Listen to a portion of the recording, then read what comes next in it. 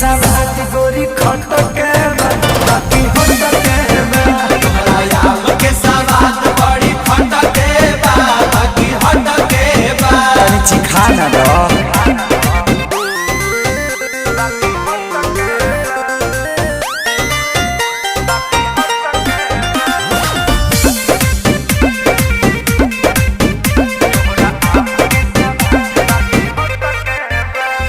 खेत खाना गानी बा बाप के बागानी बा ओहरे बागाने के आम बा ले लो भर झोरा सस्ते ही दाम बा।